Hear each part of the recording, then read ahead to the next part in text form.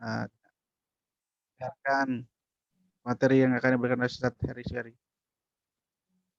Pada Ustadz Heri Syari, waktu dan tempat kami persilahkan. Bismillahirrahmanirrahim. Assalamualaikum warahmatullahi wabarakatuh. Waalaikumsalam warahmatullahi wabarakatuh. Alhamdulillah nahmadu wa nasta'inu wa nastaghfiruh wa na'udzu billahi min shururi anfusina wa min sayyiati a'malina. May yahdihillahu fala mudilla lahu wa may yudlil fala hadiya lahu. Asyhadu an la ilaha illallah wa asyhadu anna Muhammadan wa rasuluhu la nabiyya ba'da. Allahumma shalli ala Muhammad wa ala alihi wa sahbihi wa man tabi'ahum bi ihsan ila yaumil. Bapak Ibu yang dirahmati Allah SWT, sahabat-sahabat semuanya, teman seprofesi dan juga sejawat semuanya, alhamdulillah kita dipertemukan kembali oleh Allah dalam sharing-sharing ilmu yang mudah-mudahan ini adalah sebuah metode pertemuan virtual yang bisa mengobati sedikit banyak terkait dengan tatap muka. Contohnya adalah saya ketemu dengan Ustadz Reza yang beliau sangat sibuk dakwah syiar ruqyah syar'iyahnya dan mungkin siaran-siaran radionya, masya Allah. Artinya kalau tidak seperti ini ya tidak ketemu artinya ya.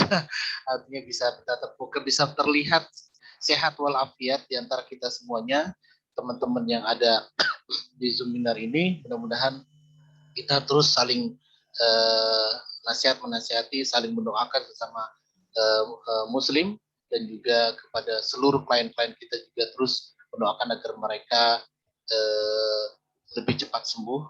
Kemudian kita lakukan semaksimal mungkin untuk melakukan tindakan terapi yang maksimal dengan tentunya diawali diagnosa dan sebagainya. Jadi ini adalah metodologi diagnosa yang nanti bisa untuk menjadi awal terapi apapun. Ikhwafillah, Bapak Ibu yang dirahmati Allah, teman-teman semuanya, alhamdulillah sekali lagi kita sudah masuk ke sesi kedua. Ya, tadi sebenarnya kemarin kita sudah bahas lumayan banyak studi kasus berkaitan dengan kasus-kasus COVID maupun kondisi klien secara aktual. Ya, kemarin bagi yang sudah hadir, insya Allah nanti tinggal mereview lagi di channel, atau ya bagi yang belum hadir, maka insya Allah nanti bisa dilihat di recording di channel. Jadi kenapa? Karena penting sekali saya ingin menyampaikan bahwa yang namanya praktisi itu butuhnya adalah studi kasus. Jadi bukan hanya teoritis menurut saya. Jadi perlu banyak hal praktisi, prakteknya ya, sehingga nanti teman-teman semua itu ketika menangani klien itu dapat feel-nya. Tetapi ketika hanya teoritis atau mungkin terlalu banyak hal yang kita jejali dengan ilmu-ilmu macam-macam, tetapi kita tidak coba aplikasikan, maka biasanya akan kelemahan dalam sebuah keyakinan ketika kita sedang melakukan terapi. Jadi rumus sederhana dalam sebuah kaidah, kita tahu si klien ini nanti suatu saat dengan izin Allah sembuh lewat perantara wasilah kita, tentunya kita sudah harus yakin dulu dengan keilmuan kita. Kita harus yakin dulu dengan apa yang akan kita lakukan terapinya. Kita harus yakin dulu dengan diagnosa yang kita tegakkan kepada klien. Dan kita harus yakin dulu setiap langkah dari setiap step tindakan terapi kita itu sudah komprehensif ya, sudah sudah holistik, sudah lengkap. Nah, maka itu kita bisa menilai, nanti ada value, ada nilai, ada skala yang nanti kita akan tahu bahwa ternyata kita bisa memastikan, oh si fulan dalam berapa hari akan berubah secara progresnya misalnya. Maka inilah yang kemudian saya ingin sharing bersama teman-teman di sini semuanya, agar kita semuanya menjadi seorang praktisi dahulu sebelum menjadi akademisi.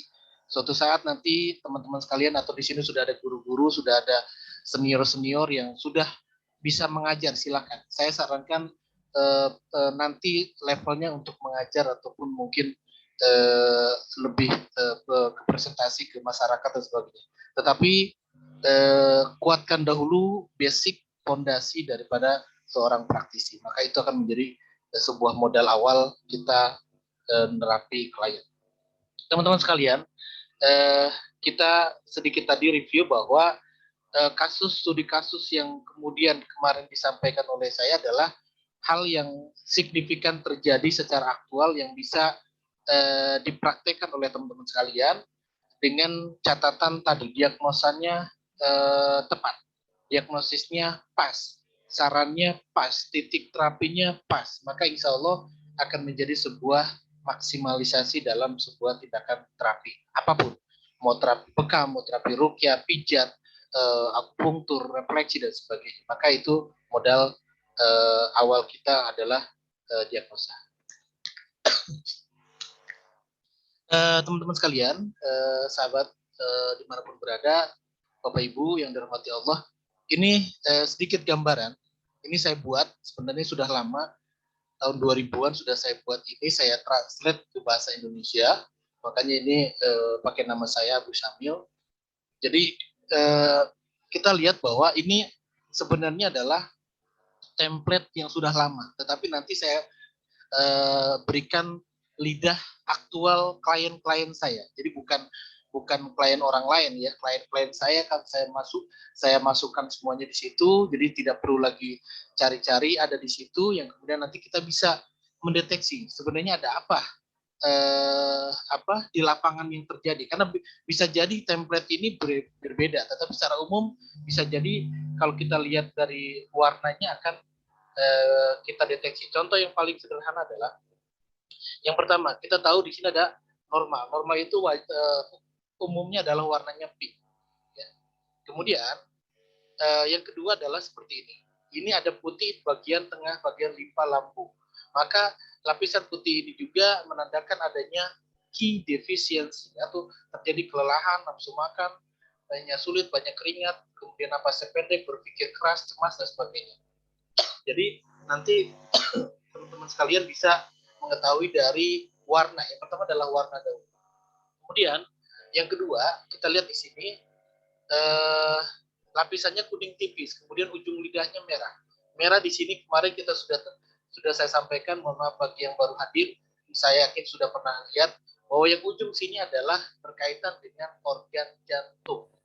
Ya, di sini adalah organ jantung. Jadi ketika ini panas atau menandakan terjadinya ada semacam stagnasi di jantung atau penyumbatan jantung. Cirinya apa? Badannya hangat, mudah keringat, mudah haus, susah buang air kecil, mudah marah, temperamental, masalah kulit dan sebagainya. Sebenarnya saya sedikit gambarkan, mungkin karena di sini ada Ustadz Reza, ada sebuah sinyal psikologis di sini sebenarnya. Sinyal psikologis itu sederhana. Ketika dia merasa panas, maka otomatis jantungnya membara, jantungnya panas. Maka mau tidak mau dia akan efeknya adalah emosional. Ketika dia dingin, maka munculnya ada cemas dan sebagainya. Jadi di TCM itu ada lima rumus sebenarnya. Dia cemas, kemudian dia juga takut, kemudian dia ada nyeri, kemudian dia juga ada emosi, dan ada senang yang berlebihan. Maka 5 poin ini bisa dilihat dari setiap diagnosa apapun. Makanya nanti peningkatan katakan pengembangan dari sebuah diagnosa dikembalikan lagi kepada si praktisi itu basically-nya apa. Nanti dia mau dilarikan kemana. Maka insya Allah menjadi sebuah gambaran yang lebih komprehensif. Kemudian lapisan tipis. Ya, lapisan tipis berminyak, lidahnya tebal. Ini ada kemungkinan kondisinya adalah kembung, dada dan ulu hatinya sesak, lesu, lemes, malas, dan ngantukan dan lain-lain sebagainya. Ini gambarannya seperti itu ya. Kenapa saya share? Karena ini jujur saya yang membuat sebuah rumus ini sendiri. Tetapi di luar juga banyak, mungkin tidak ada translate-nya. Saya sengaja ingin sharing saja. Bisa saja teman-teman di luar sana dapat materi yang sama ataupun mungkin gambar yang sama, tinggal ditranslate saja, silakan. Ya, kemudian yang keempat, adanya blood status. Blood status itu maksudnya stagna atau stag itu berarti sumbatan, adanya sumbatan darah. Blood itu darah. Jadi ada sumbatan darah. Di mana ada bintik-bintik hitam. Kalau di lidah klien kita ada bintik-bintik hitam, bahkan lebih ke ungu, itu lebih lebih grade-nya lebih, levelnya lebih naik lagi. Level pertama adalah kuning, yang kedua adalah merah, yang ketiga merah membara, yang keempat adalah kuning, yang ungu, maaf, yang keenam adalah hitam. Itu levelnya, ya. Jadi kondisi seperti ini menunjukkan dinginnya ekses itu berlebih. Adanya varises, ada terjadi sebuah varises di bisa di kaki, bisa di tangan dan sebagainya. Varises itu tidak harus di kaki. Kemudian kaki pegal, sakit kepala, dadanya sakit, fungsi levernya masalah, kekurangan pigmen. Pigmen itu berhubungan dengan kulit, ya, pigmentasi namanya, ya. Ini juga berhubungan dengan permasalahan kulit, ya. Kemudian kita ke bawah bagian kiri, Ki stagnasi. Ki itu energi.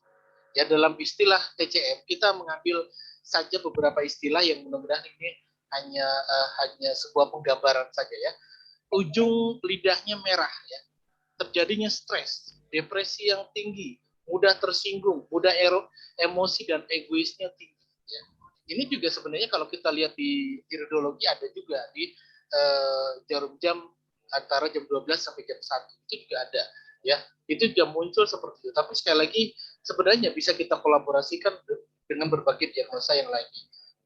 Yang kemarin saya sampaikan bahwa tolong kalau bisa kuasai lidah dan iridologi. Itu sebenarnya sudah cukup. Kalau mau skolerologi boleh. Tapi kenapa saya gunakan lidah? Karena ini menurut Ustadz Abu Muhammad yang paling masuk akal, yang paling mudah secara perubahan, yang paling aktual, bisa terlihat secara signifikan. Kemarin seperti saya studi kasus yang kemarin, bahwa dalam satu hari datang beliau satu hari tersebut, kemudian pulangnya itu lidahnya sudah berubah. Dan kemudian dilihat daripada fisiknya, kemudian kita komentarnya itu sudah mulai berubah. Artinya lidah ini luar biasa bisa berubah secara signifikan dalam hitungan jam atau hari. Maka ini yang paling update lah bahasanya. Tetapi kalau iridologi mungkin agak sulit. Skolera juga mungkin agak alamat itu. Tapi kalau lidah ini sangat cepat. Jadi tolong kuatannya ada di istilahnya update-nya cepat. Kemudian di sini yang selanjutnya ada warna kuning di bagian limpa lambung, ya, seperti ini, ya. Ya, kita tidak bahas lagi rumus, ya. Kita bahas langsung aktual. Lapisan kuning berminyak. Adanya masalah problem infeksi saluran kecil, tangan mudah keringat, mudah marah, gelisah dan sebagainya. Ini juga gambaran ketika bagian tengahnya itu warnanya kuning. Kemudian kita lihat yang tengah, yang defisiensi, yang itu adalah panas. Defisiensi itu adalah kurang, ya, kurang panas. Bahasa Indonesianya adalah terjadi kekurangan panas, ya. Beda antara kalau kita bilang lembab dan sebagainya, tapi ini kurang panas, berarti butuh sesuatu yang panas. Jadi teman-teman sekalian, saya ingin sharing. Kemarin ada klien saya 2 hari yang lalu atau 3 hari yang lalu, saya lupa, itu datang dengan kondisi yang memang ketika dia panas dia muncul bintik-bintik. Ketika dia panas dia muncul bintik-bintik. Tetapi ketika dikasih yang sifatnya dingin, dia malah tambah banyak bintik-bintiknya. Nah, ini menjadi masalah. Harusnya secara rumus kondisi panas dilawan dengan dingin, ya. Itu kondisi ini rumus TCM 4 unsur 5 unsur seperti itu. Tapi kemudian ada sebuah rumus tingkatan lain lagi adalah jika dia kondisinya panas dan terjadi stagnasi sampai di kakinya itu dingin, jangan diberikan sesuatu yang sifatnya dingin, tetapi sifatnya berikan sesuatu yang sifatnya melancarkan sirkulasi darah, atau tambah sesuatu yang sifatnya hangat tapi sifatnya melancarkan darah. Hangat dan melancarkan darah, itu rumus, ya. Ini saya sedikit sharing kembali bahwa yang terpenting dalam sebuah kaidah sistem peredaran darah adalah hangatkan dan lancarkan. Hangatkan dan lancarkan. Jangan sampai terjadi sebuah diagnosa dia darahnya panas tapi stuck. Dia darahnya panas tapi kemudian tersumbat. Nah, ini berarti tidak lancar. Maka sebenarnya hanya membutuhkan trigger. untuk melancarkan sirkulasi darah. Gitu ya. Dengan apa? Cek lagi lidahnya, warnanya apa? Ya, kalau warnanya merah, ya tadi idealnya adalah sebenarnya lebih ke sinergi.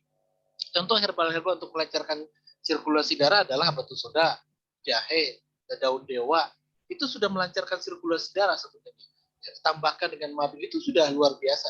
Itu bisa jadi cari sifat herbal yang sifatnya adalah untuk sirkulasi darah. Itu rumus ya. Kemudian ada yin defisiensi. Yin itu dingin, defisiensi itu adalah lemah tadi atau kurang.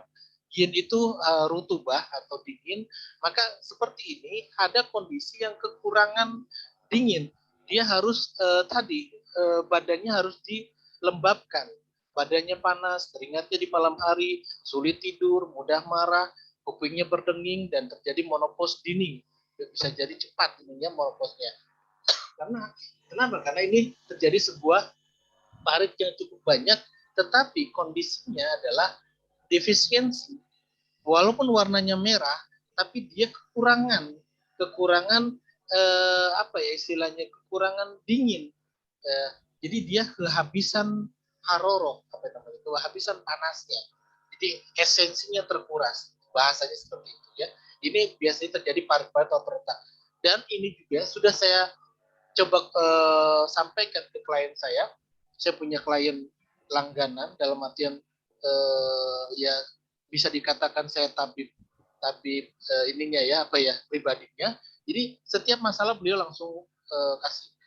Suaminya juga dikasih. Kemudian saudara yang lain terus dan sebagainya. Maka kita hanya bisa melihat lewat lidah dan kita bisa share tanpa harus terapi pun bisa dengan memberikan herbal. Kemudian yang terakhir, adanya blood deficiency. Blood itu darah, deficiency itu kurang. Jadi kekurangan darah. Nah ini biasanya efeknya pusing, kelelahan, jantung berdebar, sulit konsentrasi, kemudian lemah memorinya, kemudian pelupa, sulit tidur, dan masalah kewanitaan. Ini juga bahaya ya. Jadi jangan sampai kemudian teman-teman melihat kondisi seperti ini di bekamnya banyak. Jadi jangan sampai kemudian kita kondisi dingin bekamnya banyak. Ya.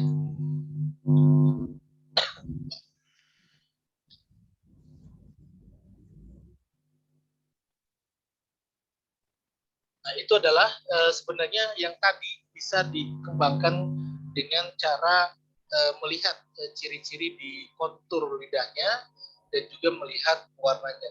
Ya.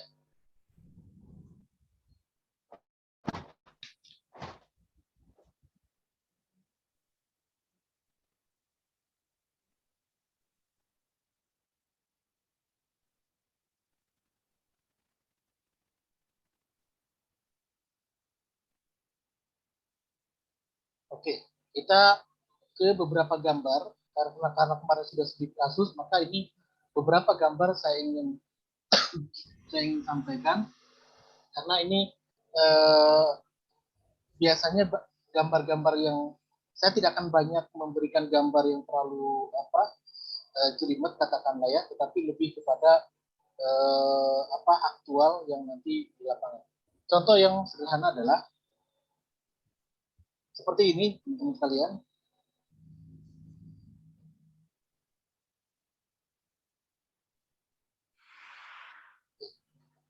Pada bagian kiri, lapisan lidah kuning tebal dan lengket menunjukkan sindromnya panas. Kita sekarang belajar sindrom.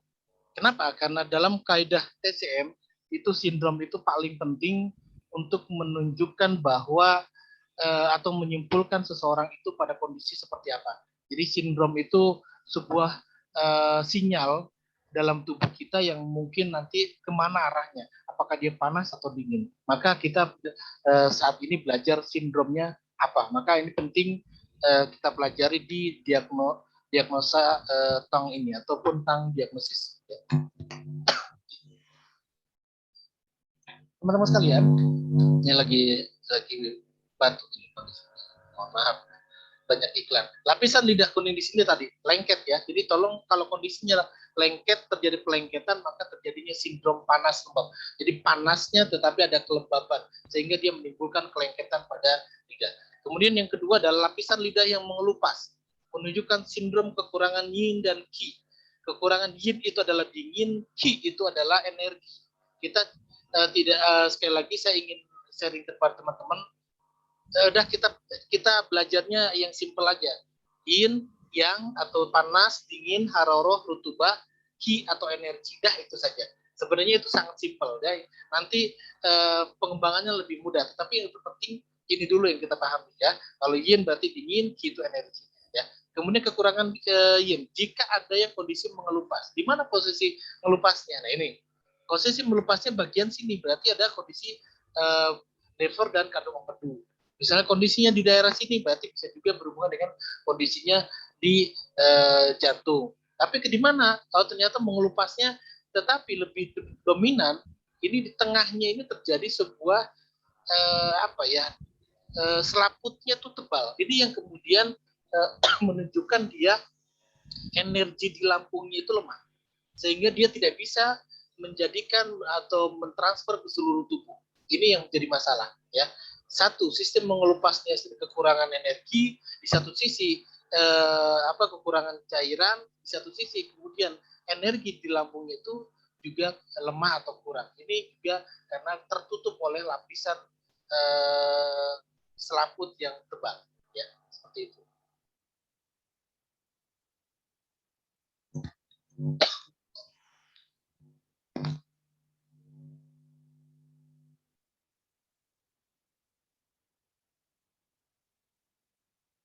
Oke.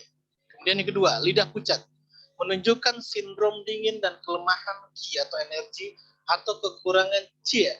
Kalau bahasa qi ya, darah. Ya. Nah, ini sindrom-sindrom seperti ini. Kenapa? Ini jelas sekali terlihat warnanya pucat. Ya, warnanya sangat putih. Itu menunjukkan kalau sudah putih, sudah mindset kita berkata ini lemah, ini dingin, gitu misalnya. Berarti kalau dingin, tadi apanya yang dingin ya? Berarti menunjukkan dia di sini kelemahan daripada energi atau kekurangan daripada darah. Kenapa kekurangan darah? Karena dia mau tidak mau akan lemes. Kamu mau tidak mau dia akan drop. Nah, kondisi drop itu mau tidak mau tidak terjadi lancarnya sirkulasi darah. Ini yang disebut dengan kekurangan qi ataupun darah. Maka dia harus dihangatkan, harus diberikan trigger untuk menghangatkan seluruh organnya ataupun peredaran darahnya dengan herbal yang sifatnya hangat dan manis, ya. Dua itu silakan diberikan. Kemudian lidahnya kaku, menandakan hambatan saluran dan kolateral biasanya nampak pada kasus apeksi atau demam. Jadi biasanya ini pada kondisi kita demam. Jadi kondisi-kondisi yang tidak nyaman di tubuh itu menandakan terjadinya kalau apeksi ataupun kondisi seperti ini sebenarnya kayak orang tegang. Ya. Ini menunjukkan tingkat ketegangan. Kasus ketegangan atau demam yang cukup akut menandakan terjadi pada lidah yang kaku. Jadi ini menggambarkan sekali lagi teman-teman, kalau ada kondisi kekakuan pada lidah, ini biasanya korelasinya adalah dengan tulang belakang. Maka ini menjadi sebuah gambaran kepada kita, ternyata organ satu dengan organ lainnya pun saling berkaitan. Ini menjadi koleksi atau kolektif daripada diagnosa kita.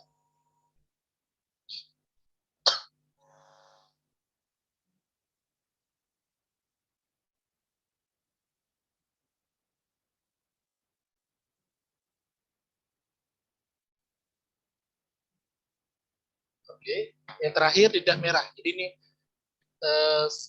tidak banyak saya akan sampaikan, tetapi nanti banyak kasus-kasus yang saya kasih foto-foto yang sudah aktual tentunya.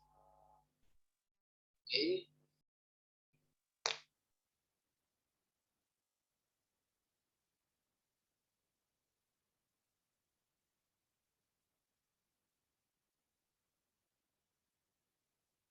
Oke.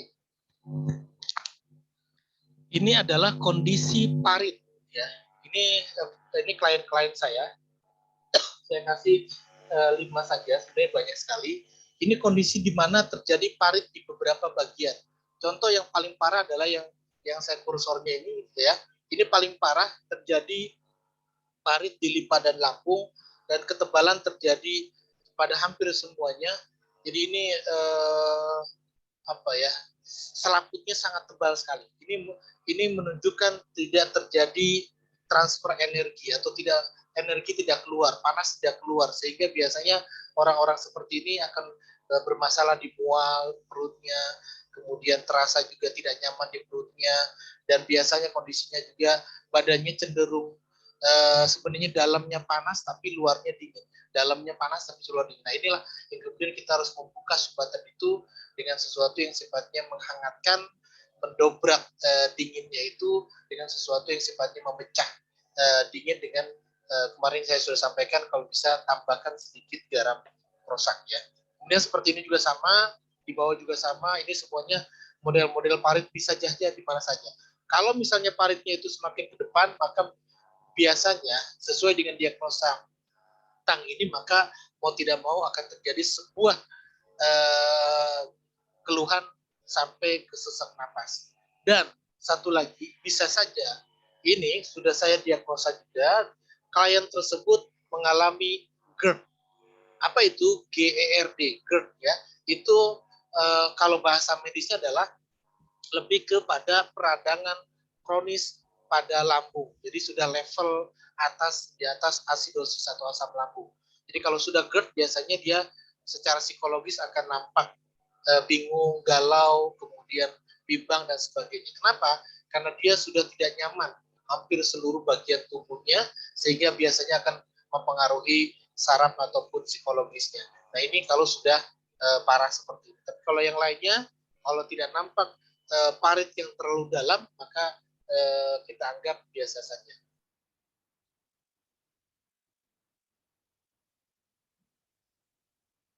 Nah, untuk kasus-kasus GERD juga, ini sebenarnya bisa kita terapi lambungnya, dan itu bisa lakukan beberapa titik bekam atau titik-titik pijat ya, yang disesuaikan dengan titik meridian lambung itu sendiri. Dan kalaupun mau diakupunktur, tentunya ini akupunkturnya harus sifatnya adalah ditonifikasi. Jadi boleh dikasih dihangatkan, boleh dibakar si akupunkturnya, ataupun boleh dikasih infrared. Itu sifatnya tonifikasi. Dan biasanya nanti mengurai daripada ketegangan yang ada di lambung tersebut. Kemudian ini lembab. Ini beberapa kondisi klien-klien saya terjadi kelembapan yang cukup parah, yang tentunya ini juga menandakan terjadinya, kalau yang tadi di awal disampaikan adalah dingin yang membutuhkan energi, atau bahasanya adalah kekurangan energi ataupun darah, dan ini sifatnya adalah otomatis dingin. Maka kita harus menyimpulkan bagaimana caranya kita membuka kelembaban ini dengan cara memberikan sesuatu yang sifatnya hangat, tetapi tidak hanya hangat, tetapi melancarkan sirkulasi darah. Itu saja, simple ya, sederhana sebenarnya, tetapi tadi gambaran paling efektif adalah stimulasi dengan beberapa terapi lainnya, baik ataupun akupresur, pijat, bekam, akupunktur dan sebagainya. Silakan. Jadi ini boleh distimulasi untuk membuka sumbatan dari organ yang bermasalah.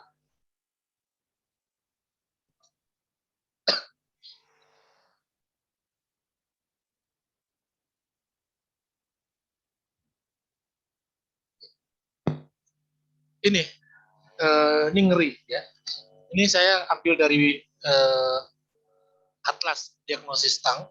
Jadi ini adalah sebuah gambaran teman-teman bahwa kasus-kasus seperti ini yang kemarin ditanyakan Bu Tari juga, ini lidah-lidah yang kemudian seperti sisik ikan hiu, kemudian hitamnya sudah banyak kotorannya luar biasa.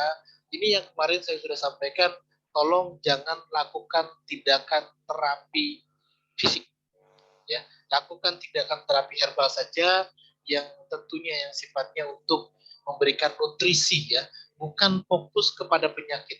Kalau kondisi-kondisi seperti ini, jangan kita bermain penyakit, jangan kita mencoba untuk seolah-olah kita ingin mengobati sebuah penyakit. Ini yang harus kita tanamkan pada diri kita, bahwa jangan sampai kemudian kita langsung seolah-olah mengintervensi klien dengan tindakan-tindakan tertentu. Jadi tolong, kondisi-kondisi seperti ini adalah sudah degeneratif. Degeneratif itu maksudnya adalah kondisi di sudah nampak perkembangan Amerika. Oh, dah. No, lepas. Oh. Jadi kondisi di mana ada iklan sedikit, di mana kondisi bahwa seperti ini adalah kondisi degeneratif, maksudnya adalah yang harus butuh rehabilitasi. Maksudnya adalah ini kasus-kasus parah. Kecuali yang tengah, ini saya sampaikan ini normal. Tapi kalau kondisi lidah kemudian dilipat gigi, sudah muncul beberapa guratan bahkan warnanya sudah hitam, maka tolong sekali lagi ini sudah degeneratif, di mana terjadi sumbatan pembuluh darahnya cukup lama ya. Kemudian kalau masih seperti ini mungkin masih dikatakan akut. Jadi kita tahu akut, subakut, kronis, dan degeneratif ya. Jadi kalau kita sudah seperti ini, tolong apalagi seperti ini, jangan sampai kemudian kita lakukan tindakan gegabah untuk melakukan terapi fisik sekali lagi. Lakukan hal-hal yang sifatnya mungkin sugesti atau mungkin nasihat, tausiah dan sebagainya, silakan. Tapi sambil pemberian herbal-herbal untuk memberikan nutrisi. Sekali lagi kita berbicara nutrisi, bukan berbicara obat, bukan berbicara terapi. Jadi nutrisi dahulu yang dibutuhkan oleh kondisi seperti ini. Apa yang dibutuhkan nutrisi? Nutrisi paling dominan terdapat pada hal yang paling banyak antioksidannya, di mana di buah-buahan dan sayuran. Dan dapatkan yang sifatnya ekstrak cair atau suspensi. Kalau bisa, kalau dapat yang sifatnya nano ya, apa yang lebih kecil lagi, karena itu dahsyat juga untuk hitungan menit ya atau detik. Jadi ini bisa dilakukan tindakan-tindakan yang insya Allah saya sesuai pengalaman cukup dengan nutrisi, dia pulih, kelihatan pulih kembali, sudah banyak perubahan hilang. Nah, sekali lagi sudah banyak perubahan hilang pada bagian-bagian yang kotornya ini, maka boleh lakukan tindakan terapi.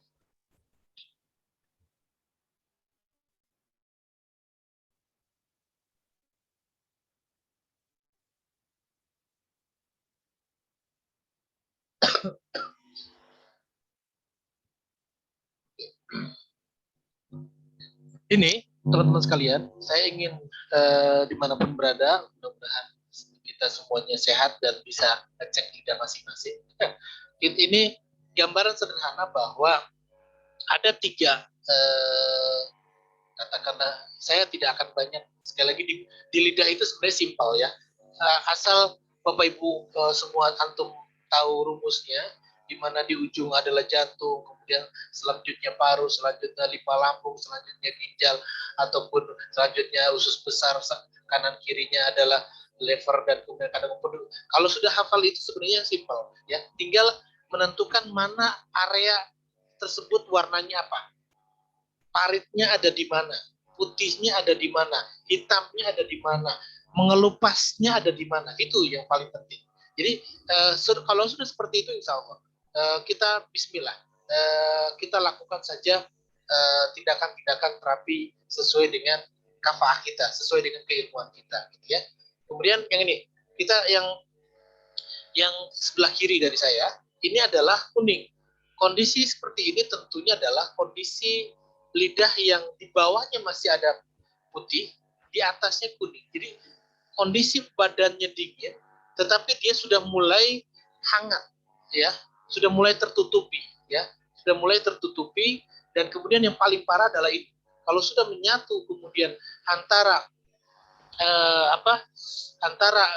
putih dan kuning, maka ini akan menjadi sebuah gambaran cukup kronis. Kenapa? Karena tadi penggabungan antara 2 warna ini, ya, apalagi kalau sudah sampai tadi tidak kuning lagi, tetapi malah dia ungu misalnya, atau mungkin malah hitam dan sebagainya. Itu menjadi sebuah gambaran grade atau level dalam diagnosa sindrom lidah pada klien. Ya. Kemudian yang tengah, ini kondisi di mana kondisi yang memang menunjukkan tingkat ekses yang berlebih panasnya, sindromnya panas over, atau overheating dan sebagainya. Ini luar biasa. gambarannya adalah ini sangat kekurangan energi, sangat kekurangan nutrisi, dan terkuras secara esensi.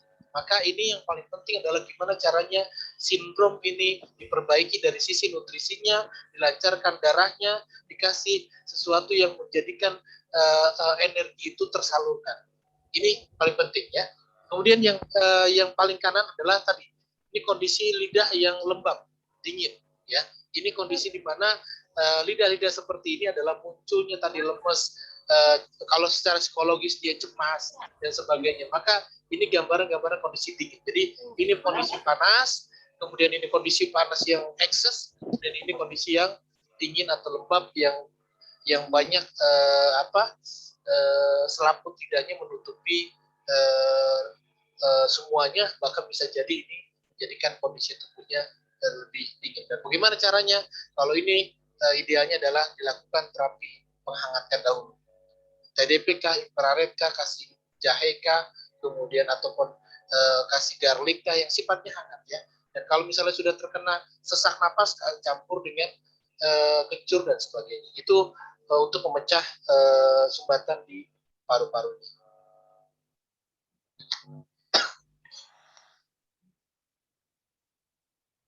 Oke.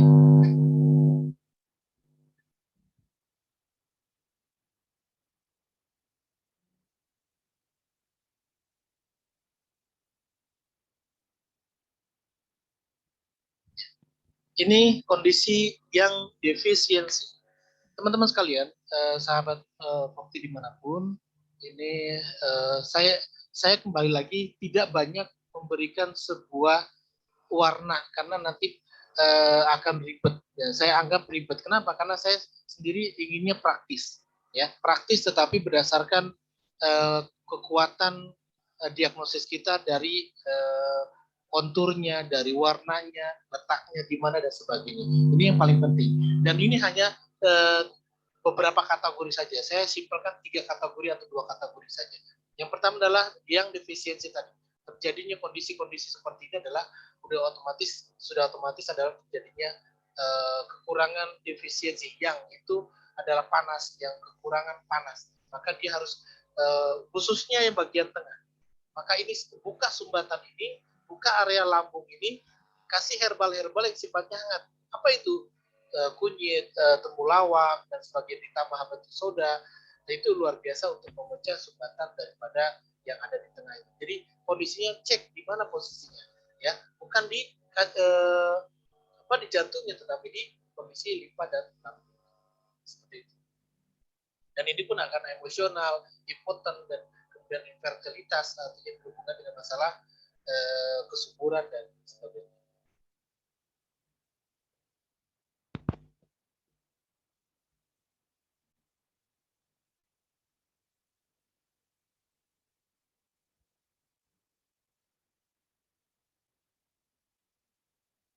Ya, ini blood deficiency tadi sudah sampaikan di awal selesai.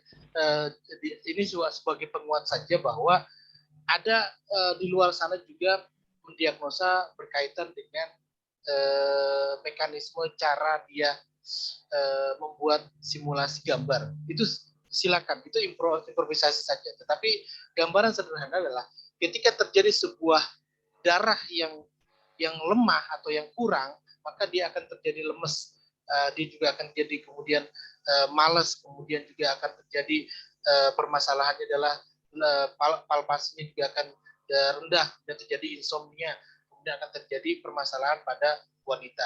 Kenapa? Karena dia kekurangan energi atau kekurangan darah, dan ini akan menjadikan permasalahan-permasalahan blood deficiency.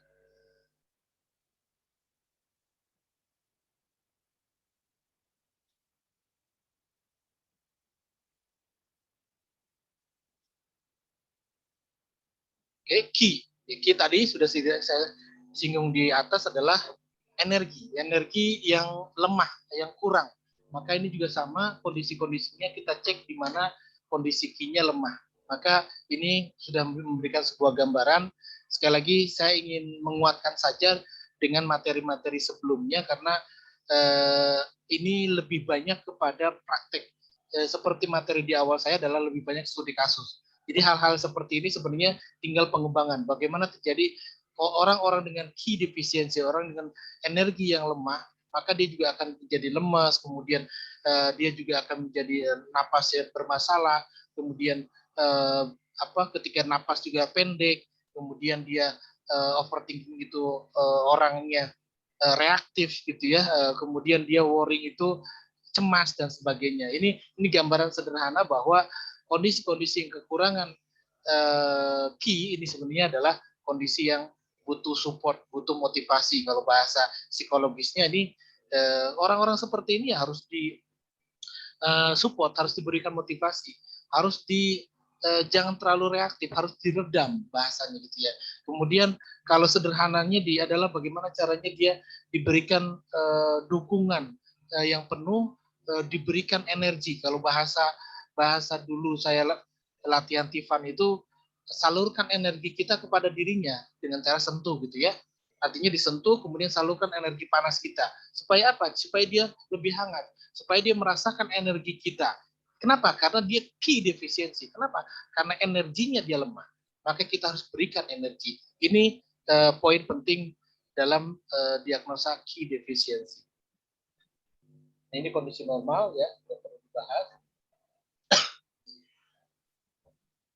Ini juga prinsip sindromnya kita sudah bahas di awal. Ini hanya gambaran sederhana saja bahwa kita bisa oret-oret sendiri, kita bisa lakukan flowchart seperti ini ataupun pathway seperti ini, silakan.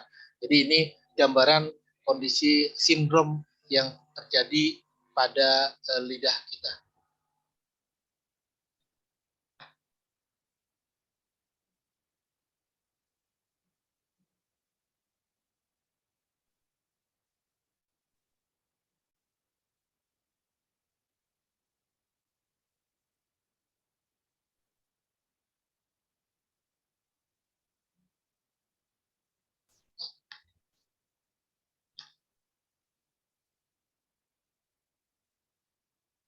Ya, teman-teman sekalian, ini kembali lagi, ketika kita bicara sindrom, maka cuma ada dua sebenarnya. Sindrom cold atau dingin, dan sindrom hot atau sindrom yang panas. Jadi kita tidak terlalu banyak saya ingin lebih menyimpulkan tadi di awal selalu dalam sebuah materi saya itu jangan kita ini berpikir terlalu jelimet berkaitan dengan diagnosa. Yang terpenting Bapak Ibu sekalian, teman-teman sekalian, Dewan Villa dimanapun berada ini, tahu antara dia panas, dia dingin, dah itu dulu udah dasar-dasarnya. Maka ini yang paling penting. Ketika dia kondisi cold syndrome, maka seperti ini, walaupun dia ada pari, tetapi yang mendominasi adalah apa? Putihnya misalnya. Tapi ketika dia hot, maka yang mendominasi adalah merahnya. Itu saja yang menjadi sebuah rumus. Nah, gambaran seperti di samping ini pun sama. Ini adalah rumus bahwa terjadi kondisinya kalau ini normal, kemudian terjadi hot itu warnanya merah dan sebagainya. Ini simbol saja sebenarnya. Tetapi utamanya adalah kalau kondisi-kondisi di mana contoh terjadi hot syndrome, maka dia pasti sakit kepala misalnya. Kemudian dia juga ada kondisi yang lemes atau mungkin terlalu over. Ada juga yang kondisi di mana dia katakanlah terjadi panas di lambung di sini. Kemudian di sini ada konstipasi atau misalnya sembelit misalnya, dan sebagainya. Kemudian kalau cold syndrome ini juga sama, kondisinya dia memorinya lemah seperti itu. Jadi gambaran-gambaran ini adalah sebenarnya lebih kepada mengglobalkan diagnosa itu sebenarnya tidak terlalu sulit. Seperti tadi, kondisi panas itu juga bisa digambarkan sebagai sebuah psikologis emosional.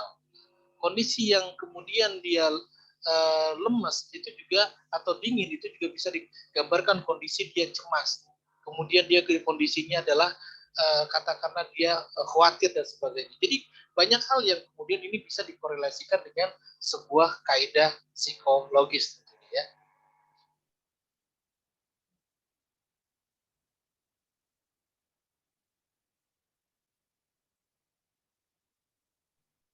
Oke, ini hanya rasa. Jadi rasa di lidah pun ternyata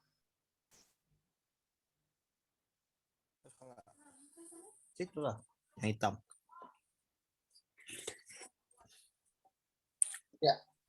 Ini sebenarnya anatomi kepada lidah ataupun rasa. Kita juga sebenarnya bisa, ini hanya tambahan. Sekali lagi, rasa dalam lidah ini sebenarnya adalah sebuah tambahan untuk kita bahwa ada anatomi yang memberikan sinyal kepada lidah kita itu berkaitan dengan kondisi bagaimana atau bagian mana yang ternyata dia manis, kemudian dia asin, kemudian dia pahit dan sebagainya.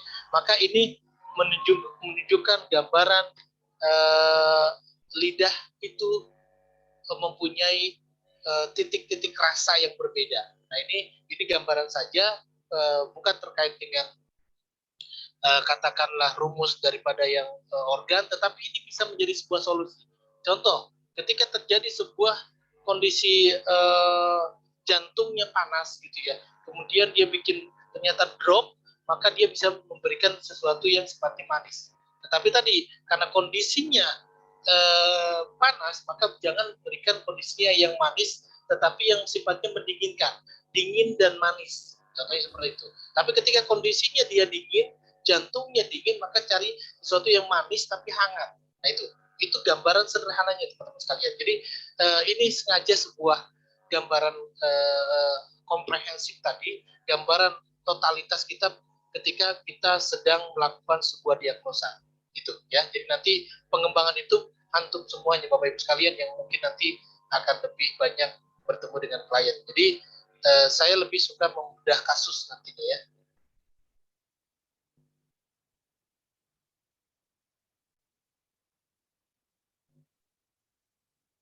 Sampai jam berapa Pak Sebeli? Pak Joko?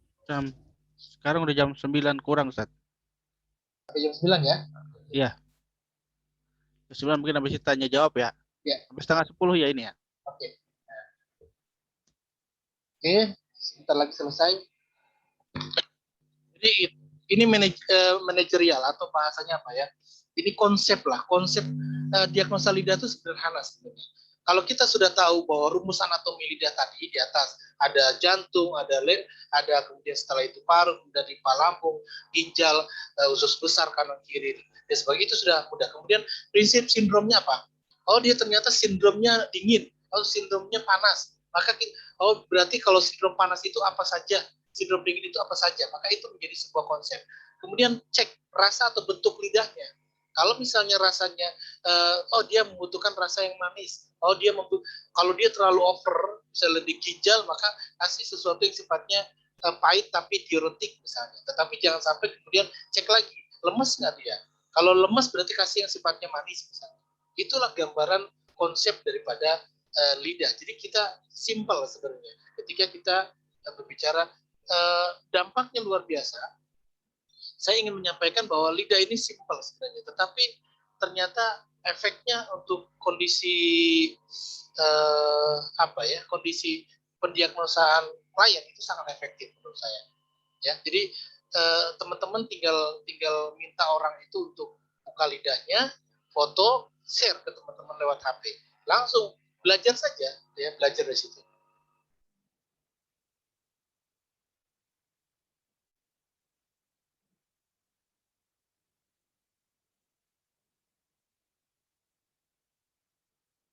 Oke. Alhamdulillah 2 slide lagi selesai.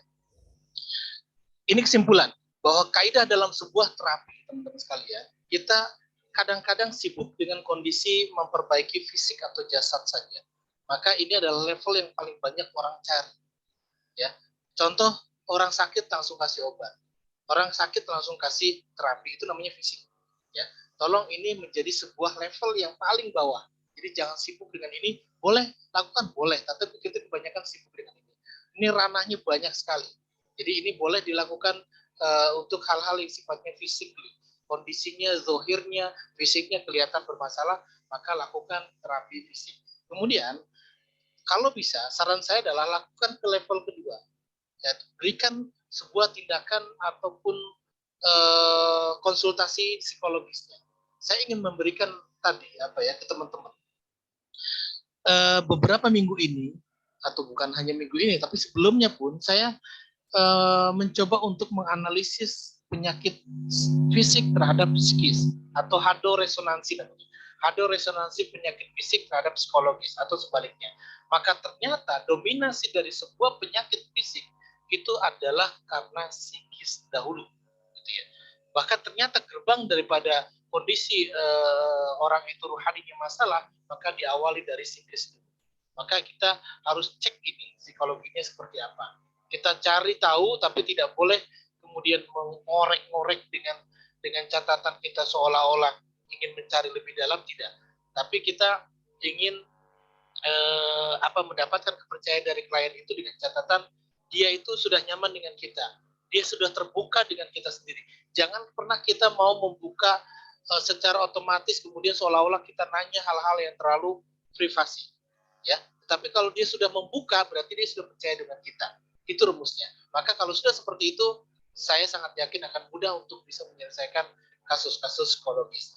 Kemudian selanjutnya adalah yang paling ujung yang mungkin ini menjadi sebuah puncak terapi adalah kita harus sentuh rohani, sentuh ruhiyahnya. Maka ini yang paling penting. Kenapa? Karena ternyata dampak daripada fisik tadi bahwa kemudian kesimpulan daripada orang terkena COVID pun adalah psikis, rohaninya masalah, psikologisnya bermasalah. Maka ini harus disentuh agar dia ingat Allah, agar dia tahu siapa yang Maha menyembuhkan, agar dia tahu juga bahwa sakit dan kemudian karena siapa.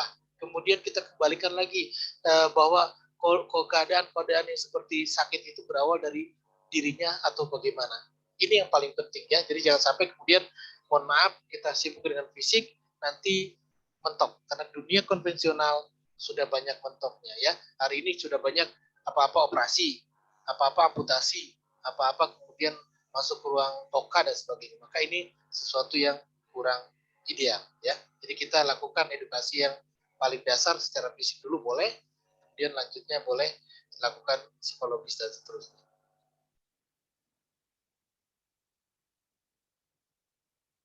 Oke, ini nasihat terakhir. Dan terakhir ya, nanti ya nasihat daripada akhir daripada materi ini adalah bahwa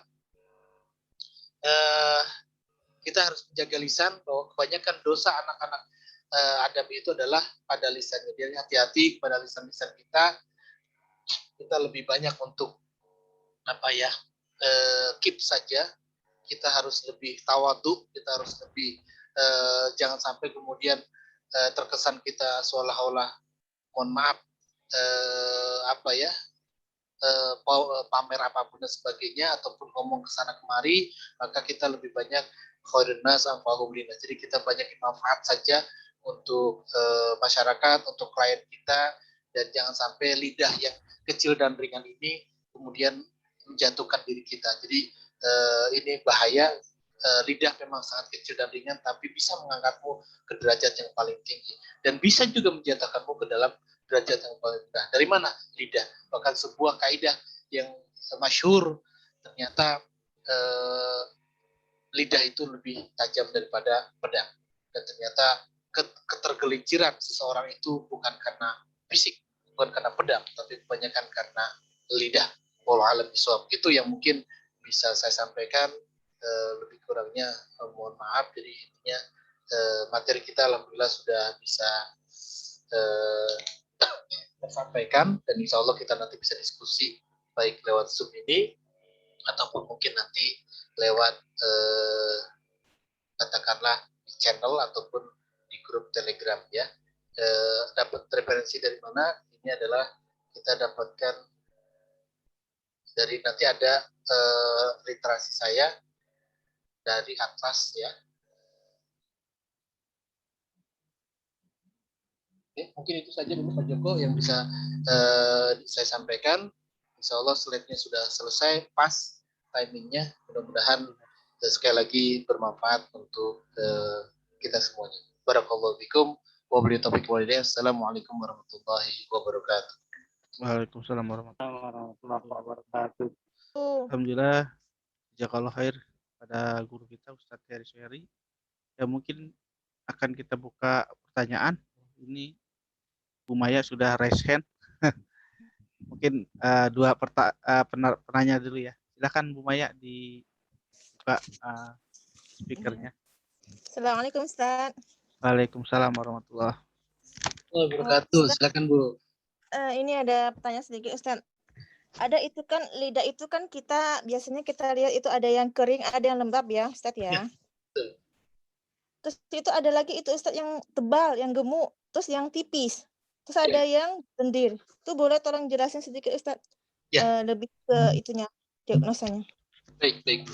Jadi gambaran sederhana lidah adalah ketika terjadi ketebalan, maka itu menunjukkan berkaitan dengan sebuah kondisi apa ya? Kalau tebal itu lebih ke konturnya, pada ketebalannya. Contoh dia bedanya tipis itu dia cepat panas misalnya. Kondisi tebal itu berarti kelembaban dirinya juga cepat tinggi, menunjukkan kekuatan basic atau genetikanya, Bu. Jadi kita tidak bisa mengatakan bahwa semua lidah sama gitu.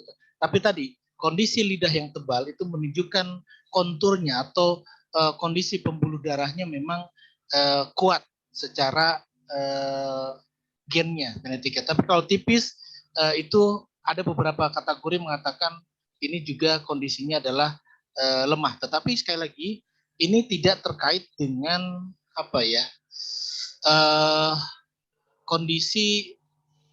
Kalau saya bilang ini lebih kepada hanya genetika saja, Bu. Jadi tidak terpengaruh kepada penyakit yang lainnya. Tetapi cek apakah itu tipisnya itu banyak bermasalah lembabnya atau panasnya itu. Jadi tipis lembab itu hanya kontur lidahnya saja. Itu menunjukkan sifat pembuluh darahnya yang tadi berhubungan dengan masalah jantung tentunya. Yang kedua dengan lendir. Lendir juga menunjukkan adanya sebenarnya ketika terjadi sebuah lendir pada ada mukosanya atau mungkin ada pada dinginnya, maka ini menunjukkan grade level munculnya tadi licin. Yang licin itu berarti kondisi yang ki atau energinya lemah atau terjadi kondisi yang membutuhkan energi. Itu kalau kondisinya lendir. Jadi tadi sudah disampaikan di materi Bu yang lendir ya, yang kalau memang ternyata ada lendirnya. Seperti itu Bu. Jadi gambaran sederhananya adalah kalau dia ada lendirnya. Ini Bu. Ini Bu. Ini contoh ya putih tebal lengket ya. Ini juga menunjukkan. Jadi ini gambaran lapisan lidahnya. Jadi kita berbicara ki atau energinya ada di mana. Nah, posisinya lembabnya di mana, Bu? Lendirnya di mana? Itu yang paling penting sebenarnya, ya. Nah, ada lagi, Bu? Silakan. Gak apa-apa, sambil sharing. Iya, Ahwan Ustaz, itu kan di channel itu ada materi atlas diagnosis. Itu saya lihat itu buka kok hanya berupa tulisan-tulisan bahasa Inggris ya. Ibarat itu nggak ada gambar yang terlalu itu signifikan gitu, yang terlalu apa gitu penting. Betul, itu maksudnya itu gimana itu Ustaz? Gini Bu, Ibu pernah punya buku akupunktur? Jadi akupunktur itu bukunya itu tebalnya luar biasa, segini Bu ya, beberapa, dan itu menjelaskan diagnosa palpasi. Jadi saya setahun belajar akupunktur, tetapi tadi Bu, karena saya ingin menganggap bahwa kita terlalu sibuk dengan kalau pendalaman untuk kuliah boleh silakan, tapi saya lebih fokus ke tadi Bu. Jadi simple saya ini adalah perhatikan warnanya, perhatikan kemudian letaknya di mana, gitu Bu. Perhatikan kemudian posisi organ yang bermasalah di mana, itu saja Bu. Jadi kalau kita bicara atlas itu luar biasa, itu tidak akan selesai dalam katakanlah mohon maaf sekali lagi satu hari, dan yang saya share di channel itu sebenarnya penggambaran begitu luasnya permasalahan diagnosa lidah. Nah, hari ini dan kemarin saya mencoba menyimpelkan Bu, mensederhanakan bahasanya Bu. Makanya tadi kalau kondisi terjadi lembab, ada lengket nggak? ada kemudian tadi licin nggak dan sebagainya. Seperti itu, Bu. Jadi kalau kondisi-kondisi yang kemudian putih, kita sudah menyimpulkan, oh dia sindromnya dingin. Panas berarti sindromnya panas. Itu dua dulu pahami. Kemudian ketika terjadi penebalan, maka grade level daripada sebuah kasus cold-nya atau dinginnya atau panas itu meningkat. Ketika terjadi sebuah lendir, maka dia juga akan terjadi sebuah kekurangan, ya. Lidah yang sifatnya kemudian ada lendirnya, berarti kekurangan apa? Qi atau energi. Nah, qi-nya itu ada di mana? Lendirnya ada di mana? Itu, Bu. Jadi mohon maaf ini saya bahasanya begitu. Kenapa? Karena saya melihat di aplikasi aktual di lapangan, Bu, itu ternyata tidak sulit mengaplikasikan yang ada di atlas.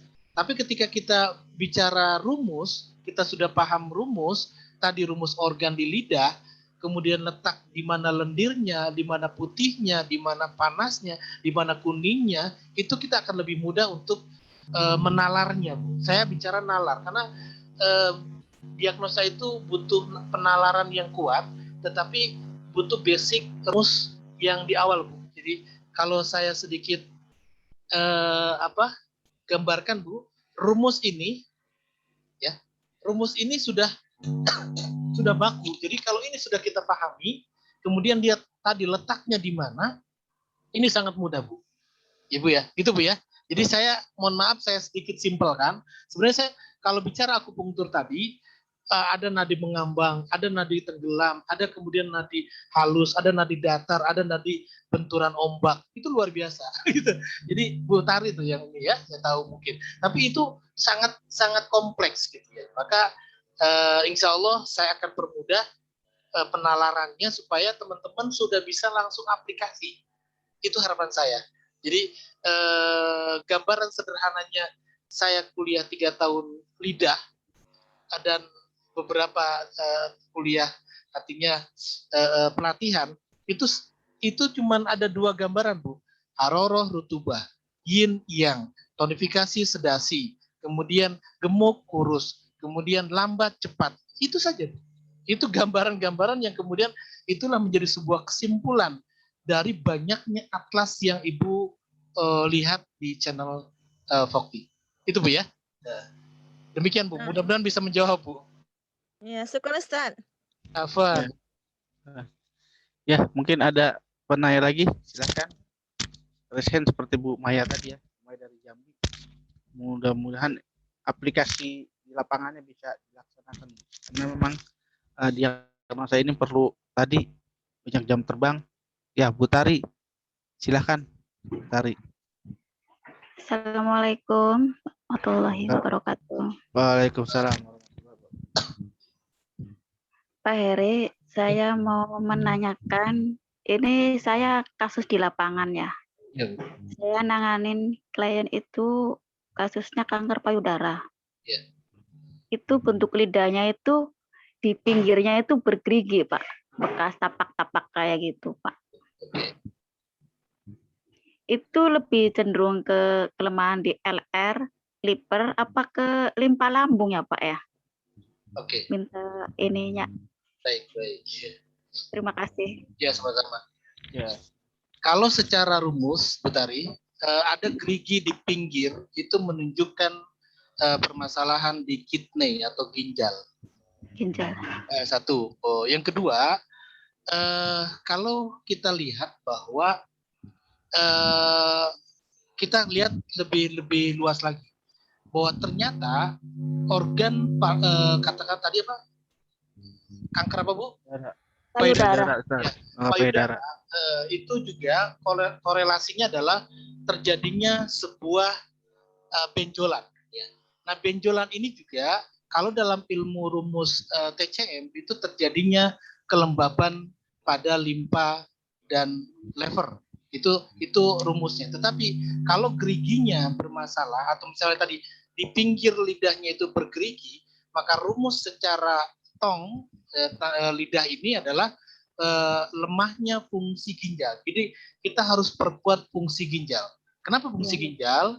Karena ternyata rektum, rahim, urusan perempuan bagian-bagian perempuan itu ternyata korelasinya adalah harus perbaiki urusan rahim dan ginjal gitu Bu. Jadi itu yang paling penting, tetapi dia terjadi sebuah kelembaban yang sudah lama, kemudian muncul benjolan, kemudian peradangan, muncul kemudian tumor dan kanker seperti itu.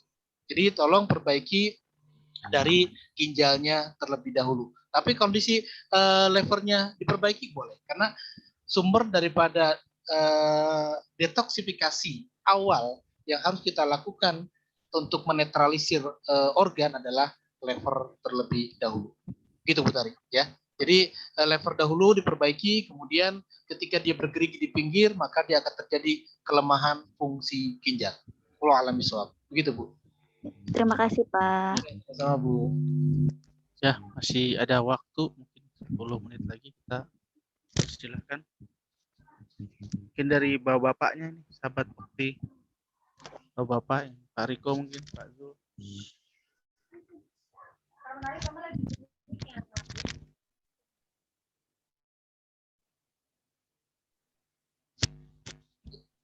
Ya, ada lagi yang ingin bertanya, silakan. Ya, silakan. Jadi kita sharing saja. Kenapa kemudian kadang-kadang kasus di lapangan kita banyak muncul, ya ini sambil nunggu yang nanya, karena memang aktualnya kita yang tahu. Maka kolaborasikan lagi, sekali lagi tidak hanya lewat lidah. Sekali lagi saya lebih dominan menggunakan diagnosa lidah dan iridologi. Skolera tambahan saja karena dia butuh dia lebih banyak berhubungan dengan masalah sirkulasi darah. Tetapi iridologi lebih lengkap ya. Jadi boleh dipadukan antara iridologi dan lidah. Ya, kalau Bapak Ibu sekalian punya sedikit Bu Tari tambahkan, kalau misalnya ternyata punya alat QRMA, Quantum Resonance Magnetic Analyzer, itu terdeteksi terjadinya adanya permasalahan di area payudara. Itu ada ya di poin 34 ya. Saya ada punya 34. Kemudian kalau misalnya berkaitan dengan masalah rahim, ternyata dia kista, dia juga ketahuan di poin 30-an kalau tidak salah. Karena ini bisa mendeteksi sekitar 36 organ.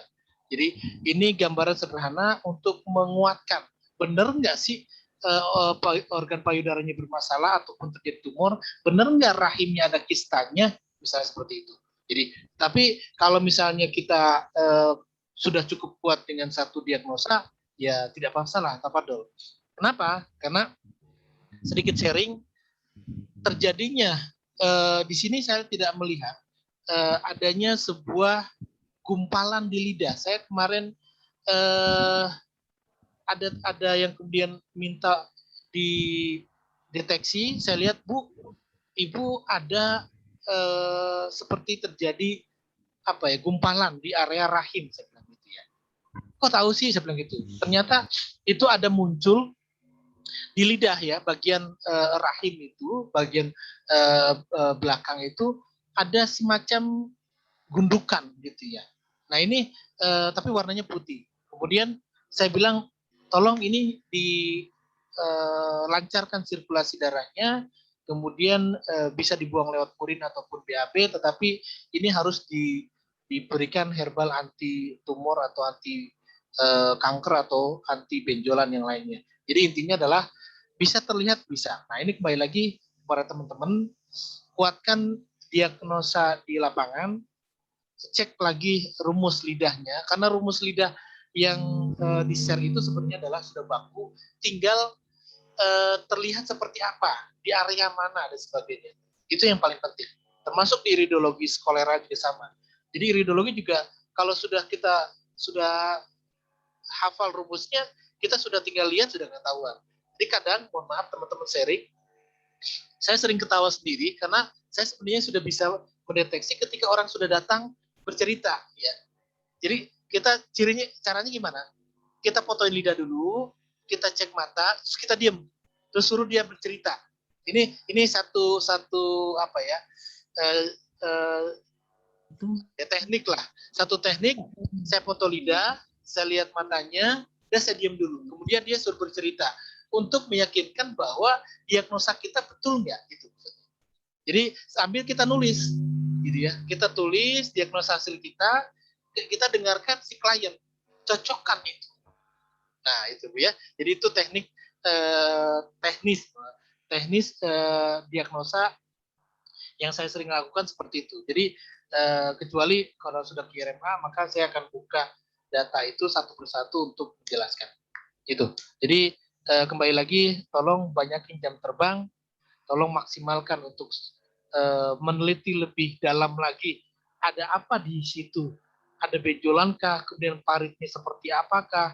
Kemudian kemudian tidak hanya melihat putih, tapi di antara putih itu bawahnya itu warnanya apa? Kemudian ketebalan daripada selaput itu seperti apa? Itu pun akan menjadi sebuah kejelian dalam diagnosa. Dan sekali lagi rumusnya simple.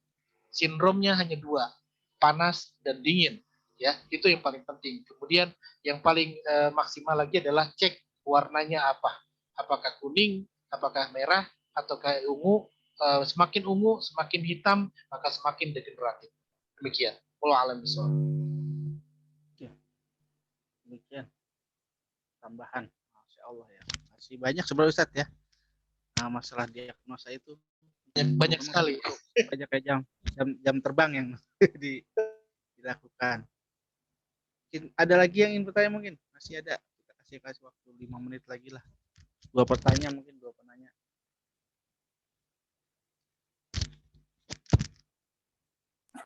Assalamualaikum Ustadz, izin bertanya. Waalaikumsalam. Iya, silakan. Ada klien itu lidahnya itu otot lidahnya putih, otot lidahnya pucat ya, pucat, selaputnya putih, tapi ada keretakan di tengah. Terus ada juga klien yang dia otot lidahnya itu merah, terus ada selaput putih kering, agak-agak kuning ya. Terus ada keretakan juga. Itu untuk herbalnya gimana ya? Itu retaknya itu mengartikan apa ya? Kan biasanya kalau retak itu kan panas kering, tapi ketika lidahnya pucat kok retak juga gitu. Ya. Yang kedua, yang retak itu di mana, Bu? Sama di tengah juga area limpa lambung, tapi di area ke belakang ya. Ya. Oke. Baik, Bu. Jadi gini, Bu. Retak itu atau parit ya. Kita tadi kita bicara ini bicara parit. Iya ya Ustaz. Iya. Nah, ini parit Bu. Ya sudah nampak Bu ya. Jadi sebenarnya kondisi-kondisi kelembaban yang sudah terlalu lama, terlalu tebal, tetap ketika ada paritnya maka dia diindikasikan sebagai kelembaban ataupun dingin yang berlebih. Jadi yang mengakibatkan dia munculnya parit. Begitu juga dengan merah. Ketika merah kok muncul parit juga, muncul retak tadi, maka dia juga menunjukkan terjadinya, kalau bahasanya grade levelnya itu sudah mulai ada luka atau iritasi. Gitu Bu. Jadi itu gambaran sederhana. Ketika terjadi parit warna putih pun menunjukkan bahwa level daripada kelembaban atau dingin pada kondisi lidah tersebut semakin semakin tinggi. Maka ketika panas pun, ketika panas kemudian ada muncul parit lagi, maka itu pun menjadi sebuah panas yang over atau lebih, ataupun bisa jadi levelnya itu tinggi. Ibu pernah lihat kasus lidah yang sudah operasi appendix khusus buntu? Ada yang sudah pernah lihat? Belum ya? Buntu batu ginjal sih. Batu ginjal. Nih, saya sedikit gambaran Bu. Coba Ibu lihat nanti kapan-kapan ketemu kasus yang sudah operasi khusus buntu atau appendix, itu lidahnya itu adalah merah tapi berparitnya banyak. Merah paritnya banyak. Kenapa? Ternyata ini sedikit literatur appendix khusus buntu. Khusus buntu itu sifatnya adalah ataupun fungsinya adalah mendinginkan lambung atau AC-nya lambung lah ya. Ketika kemudian dia usus buntunya tadi, karena usus buntu ini adalah sebagai bagian daripada organ imunitas, diambil, dioperasi, maka mau tidak mau si perut akan terus-terusan panas, gitu. Ini gambaran. Nah, ternyata itu kemudian apa istilahnya dimunculkan dengan lidah yang seperti itu. Maka saya sering menyarankan bahwa kondisi yang seperti ini itu ternyata ternyata tidak bisa pakai herbal terus-menerus. Akhirnya saya menyarankan pakai apa? Minum air hirbah. Ya, air yang didapat semalam diminum pagi hari. Begitu juga diisi pagi hari, minum sore hari dan seterusnya. Itu apa? Untuk menyeimbangkan panas yang over di lambung. Nah, bagaimana dengan kondisi yang tadi Ibu sampaikan? Misalnya lidahnya putih, kemudian lembab, dingin, terus ada parit. Maka kalau bisa, berarti herbalnya ini harus kuat, Bu. Kalau herbalnya, contoh kemudian yang panas tadi, dikasihnya pegagan, itu tidak kuat. Kemudian dikasihnya zaitun tadi, itu juga kurang kuat, gitu ya. Tetapi bagaimana caranya dikolaborasikan dengan herbal-herbal yang sifatnya kombinasi. Contoh, kondisi yang lembab, dingin, ada parit, maka berikan herbal yang kuat, apa tuh soda, tambahkan lagi kena bagian tengah, tambahkan kunyit, tambahkan temulawak, tambahkan lagi untuk lebih menghangatkan lagi, campur lagi dengan jahe. Itu contoh. Kemudian yang dingin tidak cukup, yang panas, mohon maaf, yang panas ada parit, tidak cukup dengan pegagan, tidak cukup dengan daun dewa, tidak cukup dengan sambiloto, tetapi campurkan pegagan, campurkan kemudian jahe, campurkan kemudian daun dewa, lebih dominannya yang dingin tetapi yang melancarkan sirkulasi darah. Itu ya. Nah, jadi gambarannya adalah mendominasinya di mana. Maka lakukan sesuai dengan kaidah dingin ataupun itu ya. Bisa dipahami. Kan Ustadz, Ya. untuk yang tadi yang kasus yang panas itu kenapa dikasih jahe? Bukannya jahe itu sifatnya panas? Betul, bagus Bu pertanyaannya. Jahe itu hanya sifatnya untuk mengangkat atau apa ya, menyalurkan. Contoh. Ada orang yang kemudian apa ya, kalau orang bilang itu apa namanya Bu? Apa ya? Sedawa. Ya. Ada orang yang sedawa, kan harusnya angin itu ke bawah Bu ya, bukan ke atas. Nah, salah satu sifat jahe itu adalah mendorong supaya ke bawah. Jadi bukan kasus panasnya, tetapi jahe bisa mampu mendorong panas ke seluruh tubuh, gitu ya. Tapi tolong jangan dosis jahenya jangan terlalu banyak.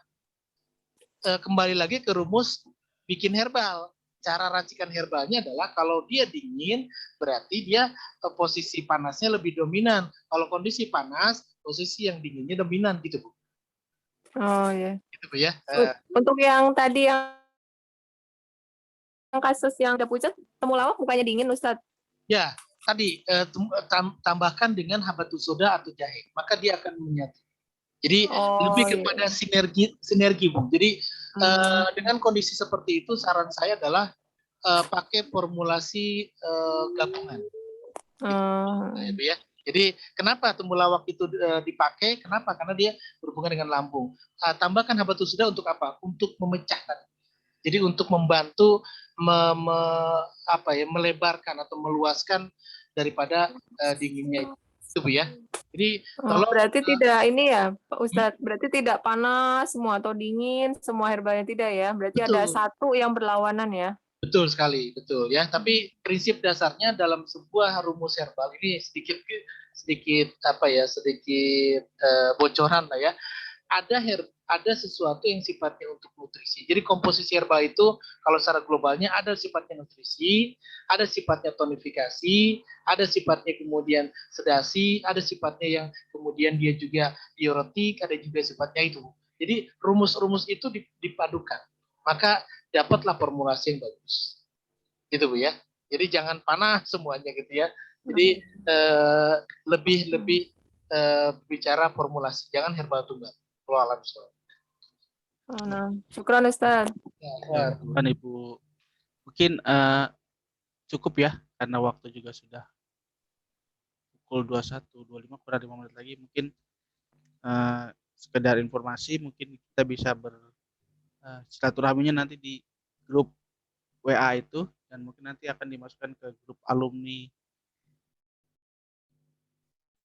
Vokti Training Center yang belum masuk. Mungkin yang sudah pernah ikut pelatihan sebelumnya mungkin sudah ada di grup Telegram.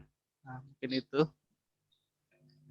Yang belum, mungkin nanti kita share channel link untuk masuk ke grup Telegram Ya. di Vokti Training Center. Ya, mungkin itu ya, Bapak Ibu sahabat Vokti semua. Informasi yang bisa kita tutup mungkin sekian. Mohon maaf apabila ada kekurangan dari kita. Kita tutup dengan hamdalah dan doa kafaratul majelis. Alhamdulillah, subhanakallah bihamdika asyhadu an la ilaha illa anta Ya, kami mohon pamit undur diri. Assalamualaikum warahmatullahi wabarakatuh. Langsung aplikasikan. Nanti kita share materinya di channel. Silakan langsung di cari klien-klien dengan kondisi-kondisi seperti itu. Wallahu a'lam bishawab. Mohon maaf jika ada kekurangan. Sekali lagi kita banyak sharing, kita banyak aplikasi, lebih banyak studi kasus. Insya Allah bicaranya adalah aktual, bukan hanya teoritis. Demikian, mungkin itu saja yang bisa saya sampaikan. Saya juga undur diri, pamit. Selamat istirahat. Mudah-mudahan kita diberikan kesehatan dan diberikan pertolongan Allah Subhanahu wa Ta'ala. Barakallahu fikum. Waalaikumsalam warahmatullahi wabarakatuh. Waalaikumsalam warahmatullahi wabarakatuh. Syukran. Ya, sama-sama Ibu.